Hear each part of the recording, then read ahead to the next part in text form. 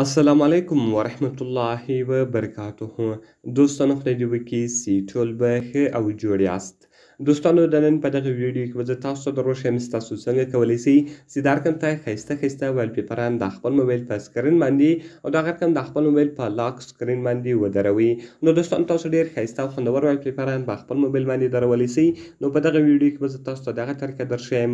زه د ویډیو په طرف ویډیو شروع کوو.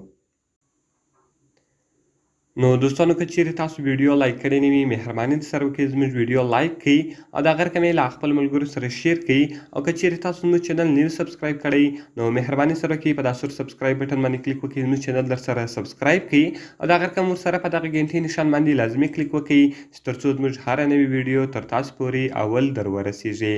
نو دوستانو که چیرته غواړئ چې د اپلیکیشن ډاونلوډ کړئ د دې اپلیکیشن لینک ما تاسو ته د ویډیو په ډسکرپشن کې درکړې ده. نو دوستانو تاسو په دغه ټایټل باندې کلیک وکړئ. کله چې تاسو په ټایټل باندې کلیک وکړئ لاندې به تاسو راسئ دلته به ما تاسو ته اپس لینک لیکلی وي. تاسو به د اپس لینک باندې کلیک وکړئ او تاسو به هغه اپلیکیشن ډېر په اسانه طریقه سره له هغې ځای څخه ډاونلوډ کړئ. نو دوستانو کله چې تاسو دغه اپلیکیشن په خپل موبایل کې انسټال کړئ دغه رقم به تاسو راسئ په دغه باندې به کلیک وکړئ او دغه به تاسو خلاص کړئ. نو ګوره دوستانو کومه پرمیشنات چې له تاسو څخه غواړي هغه ټوټل پرمیشنات به تاسو الاو کړئ. دغه رقم اوس که تاسو غواړئ چې هر یو د موبایل په سکرین باندې ودروئ. ګوره دلته بیخي زیات ویلپیپران دي. اوس که تاسو غواړئ چې هر ویلپیپر د موبایل په سکرین باندې ودروئ تاسو یې ډېر په اسانه طریقه سره درولی شئ. صرف به دوستانو تاسو په هغه ویلپیپر باندې کلیک وکړئ. نو کله چې ګوره دوستانو تاسو په هغه ویلپیپر باندې کلیک وکړئ دغه رقم به تاسو راسئ په سیټ ایز ا ویلپیپر باندې به کلیک وکړئ. کله چې دوستانو تاسو په سیټ ایز ا ویلپیپر باندې کلیک وکړئ دغه رقم هوم سکرین سو او لاک سکرین سو. کله چې تاسو په هوم سکرین باندې کلیک وکړئ دا به خالي په هوم سکرین باندې ولاړ وي.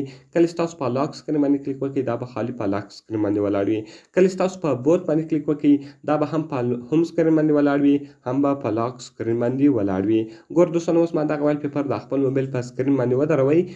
دغه رقم که چیرې زه خپل موبایل لاک کړمه نو ګوره هغه د موبایل په لاک سکرین باندې هم ولاړ ده. نو تاسو ډېر په اسانه طریقه سره کولی شئ چې دا رقم ته ښایسته ویلپیپران د موبایل په سکرین باندې ودروئ.